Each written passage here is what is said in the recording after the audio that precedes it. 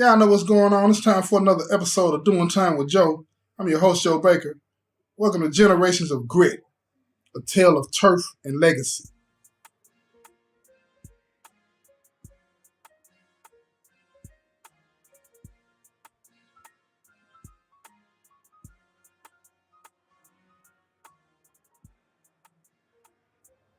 I want y'all to take a trip with me, y'all. And together we're going to explore this urban landscape where shadows hold secrets and bloodlines intertwine with the streets, right? In this raw and ruthless world, 3 generations of a single family find themselves engulfed in the unforgiving embrace of gang activity. Their story unfolds like an opera, each act laden with violence, power struggles, and a relentless pursuit of dominance in a world where rules are made in blood. Now, this hardened patriarch, he sets the foundation, leaving an indelible mark on the streets, building an empire from the ashes of dreams long extinguished. Now, they called him Elijah Biggs Johnson. He was a towering figure with a cold and unflinching gaze that could pierce the soul. Now, Elijah rose from the ashes of a childhood marred by poverty. He was raised in a dilapidated tenement building in Detroit, where his dwellings reflected his family's desperate financial situation. The walls were peeling, revealing the bones of a structure left to decay. The windows were cracked, where wind blew in all the time, revealing the harsh realities of life. The corridors, they smelled of a pungent blend of dampness and decay that assaulted the senses. Flies were everywhere, buzzing all around relentlessly, their rhythmic dance of hunger echoing the lies of the residents within. And the floors were stained all the time. It was piss and blood and food droppings and bird droppings all over the place. And this mirrored the stains on Elijah's young soul. Now, he was the foundation. And his life became one where he totally wanted to walk away from it. And he did. But before he did, he had to find a home, somewhere to go, because he didn't have anywhere to go and anybody to be with. His mother, Catherine, she worked hard at this factory, but the money that she was making was barely making ends meet. Most of the time, they ate stale bread and watered down soup. His father, Marcus, he was a junkie, caught up in that cycle. He couldn't break it. He was in and out of Elijah's life, disappointing him from one moment to the next. And his cravings for the drug took most of the resources that they had. And it left the family always in a situation of lacking and longing, not ever having enough. So Elijah, he couldn't take it anymore. So one day, as the story goes, he's walking. He's walking in the neighborhood. And there's this guy about the same age as him named Malik. And Malik sees that look on Elijah's face. He recognized that look because it used to be him.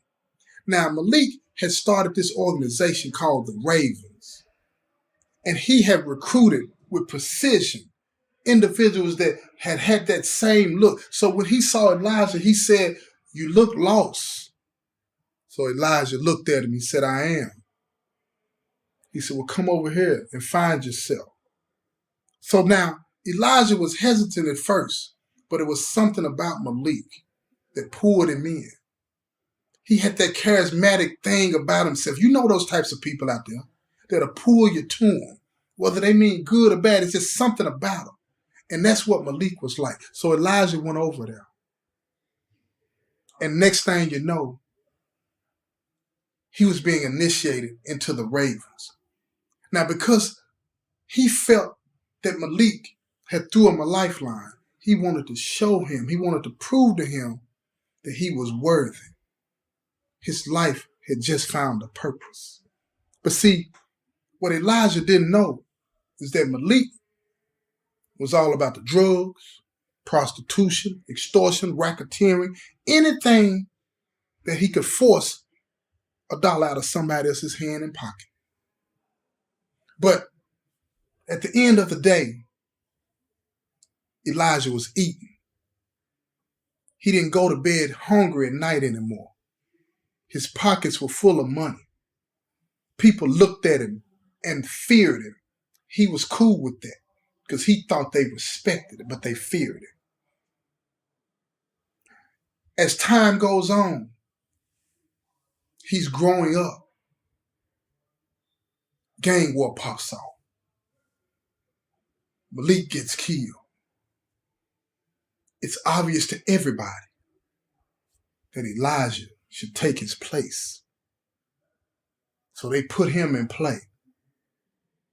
And over the next few years, he reigned with an iron fist. He sent shockwaves throughout the community, throughout the city, going hard on anybody that would dare oppose him. He would not be like Malik. He knew the tricks of the trade, and he determined to impose his will on the whole city. Now, he had a friend named Adrian. Now, Adrian had been knowing him all his life. They grew up together, and he suffered the same fate, growing up in poverty, neglected, everything was going bad. So Elijah pulled him in. And when he pulled him in, he made him his number 2. And they rose together. But see, there was something different about Adrian. And he wanted more. But I'm going to get to that. Not right now. I'm going to get to that later. What I want to do now, I want to get to Jamal. Jamal is Elijah's son. Now, Elijah loved his son, loved him, and he wanted the best for him. But Jamal was a complicated soul, torn between the legacy of his bloodline and that desire to forge his own path. Now, his father's empire had cast a long, ominous shadow over his dreams. Now, he was both admired and feared for being Elijah's son. And burdened by the weight of expectations and the inevitable pull of the gang lifestyle, he was conflicted in what he should do. So Jamal, he wrestled with his identity, caught between the teachings of the streets and the hopes his mother held for him. Now, she yearned for Jamal to break free from the cycle of violence, to rise above the legacy that had shackled their family.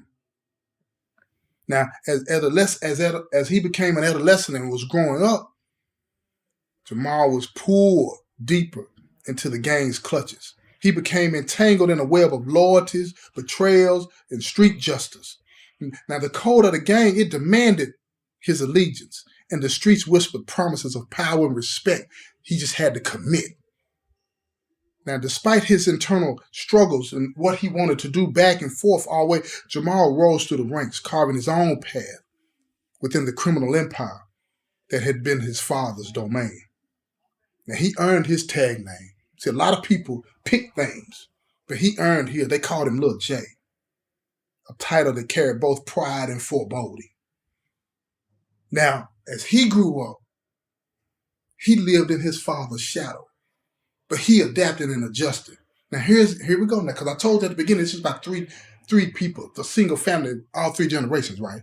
Now, here's the 3rd generation. The 3rd generation was Elijah's grandson. It's Jamal's son. His name was Marcus. They called him Youngblood. Now, he stood at the crossroads of destiny.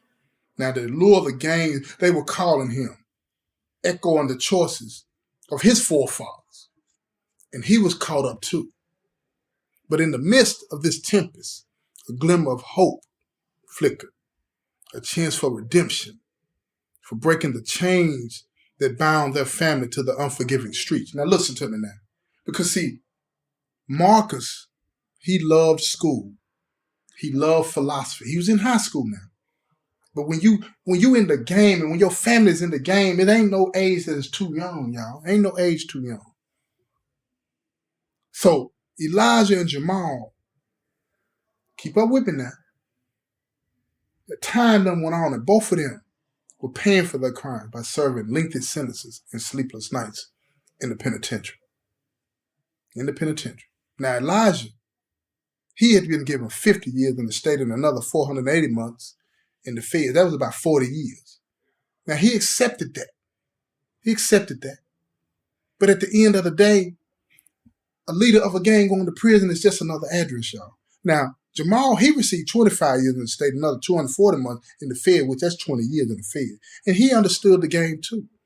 They embraced the consequences of this lifestyle. But they wanted something different for Marcus. And in their own way, they were hoping and praying that maybe, just maybe, because they were in prison, that this would be enough to turn Marcus the other way. But again, it was all going to be Marcus's choice. It was going to come down to what he wanted to do, because they didn't want to force it on him. But they had to be sure that he made his own choices. They had to be sure. And because the streets had a language all their own, and Marcus was a fast learner, and he became fluent in it. He saw the shadows in his father's eyes, the haunted glances that spoke of the sacrifices, the betrayals, and the scars that ran deep within. Now at school, Marcus, he had to navigate that balance between fitting in and resisting the gravity of gang influence that tugged at him. He witnessed his classmates lured into the enticing promise of the streets, making quick money and purpose, and all of the things that come along with that, status, brotherhood. Yet he knew all too well the toll it would take on a family and a community. He watched it with his own eyes. His classmates had no idea what it was like for him being part of a notorious family. He wished that on no one. The police always outside of the house, the phones being tapped. He wished that on no one. It was a lot to live with, and the strain was evident on his mother's face. She was left to raise a son fighting against an adversary that she couldn't even see or touch. The legacy of his father and grandfather. How do you raise someone in that environment? How do you convince them to avoid and stay away from something that is so powerful, the lure of power and respect? And against all odds, she did her best. Now it was up to Marcus. He had to make a choice. But let me bring in something for you. We're finna get to it, y'all. See, in the streets, in the gang lifestyle, revenge is not something that you can escape. Not at all. Now, Elijah and Jamal, they knew that. But Marcus had no idea what was going on with this lifestyle. He had no idea that even though he had nothing to do with the life yet, that he was a target. He was a target. Because see, when the heads of an organization go to prison, it's like it creates a vacuum. And now all of a sudden you got people fighting for supremacy. Who's going to be calling the shots? Even though Elijah and Jamal had left people in charge. Their most trusted lieutenants was running everything, and everything was running smooth. But there were rumblings in the streets, y'all. There were rumblings in the streets. And those rumblings was coming from one person, and that was Little Malik. See, Malik, the founder of the Ravens, had a son. He was about the same age as Jamal. And Little Malik and his mother, they had been pushed to the side after Big Malik had been killed. Now, they were well taken care of. They'd wanted for nothing. But Little Malik wanted the respect of the streets. And the only way he could have the respect of the streets is to be a part of the streets. But he had been pushed to the side. He believed in his heart of hearts that he was the rightful heir to the throne of the Ravens. It was his father's organization, and Elijah had no business running it. And he wanted it back. But in order for him to get it back, he was going to have to do something that was going to get everybody's attention, and it was going to have to be big. It's going to have to be big. So he plotted, planned, and strategized what he was going to do. It had to be a message that would be loud and unmistakable. One that would let everybody know that the disrespect he and his mother had to endure was being avenged in his father's name, and that the rightful heir to the Ravens was here to take what rightfully belonged to him, the throne. But Elijah wasn't playing. Remember when I told you that he had done some things while he was on the streets that sent shockwaves through the whole city? He was known to be brutal. He was known to be no nonsense with anybody that dared oppose him. He was known for that. He relished in that. So when he heard these rumblings of little Malik, it didn't surprise him. He had always wondered if it would happen. So he put out the call to all of his lieutenants. If little Malik makes a move on any territory or any raven, he's to be treated as an enemy of the organization. And ladies and gentlemen, those of you that don't know, that means death to all those that would oppose them. Death, even to little Malik. Yes, even to little Malik.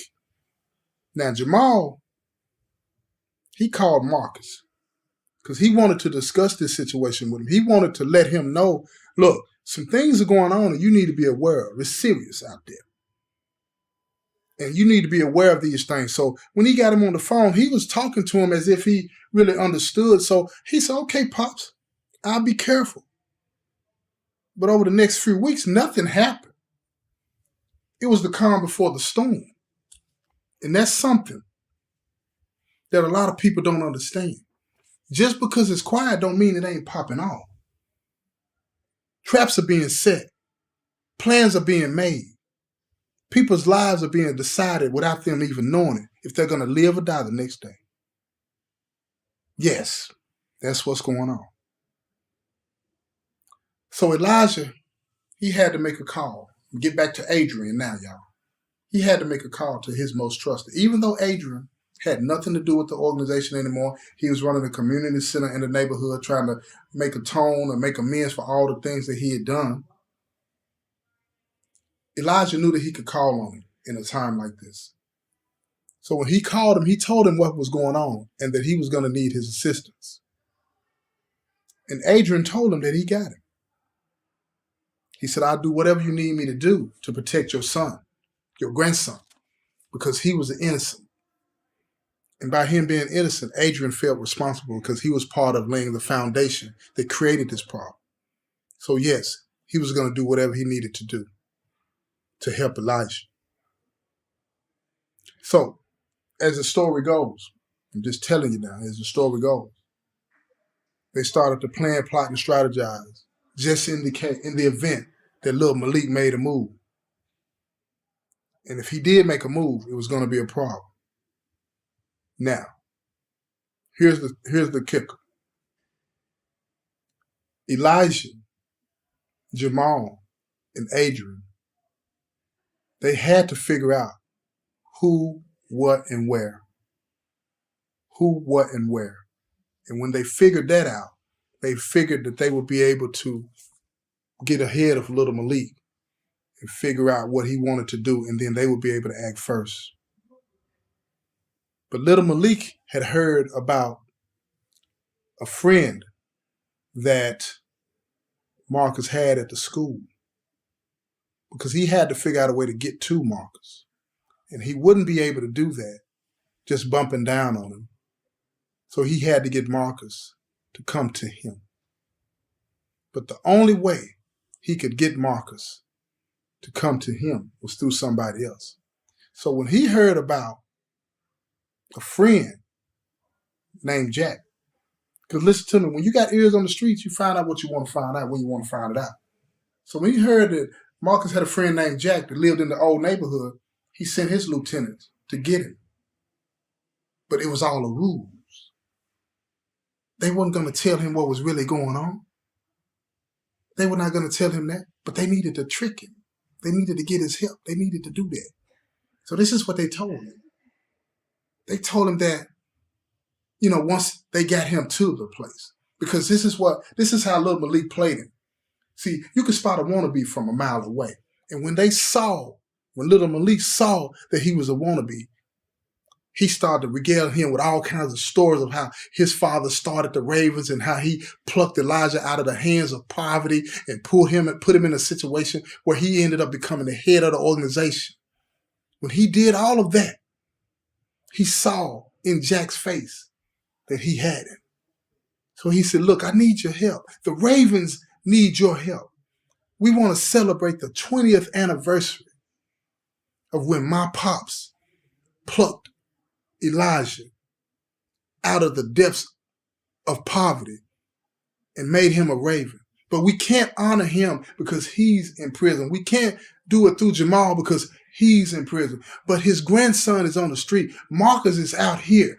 We want to throw this party and let Marcus be the guest of honor, but we need you to bring him to us. It's got to be a surprise. Jack was more than willing. He wanted to be a part of this lifestyle more than anything. So he agreed to do what they asked him to do, not knowing how serious it was. And that's how that goes. A lot of times we agree to things we don't know what's really going on. And so did Jack. This concludes this episode of Generation of Grit, a tale of turf and legacy. This has been another episode of Doing Time with Joe. I'm your host, Joe Baker, and I say peace, y'all.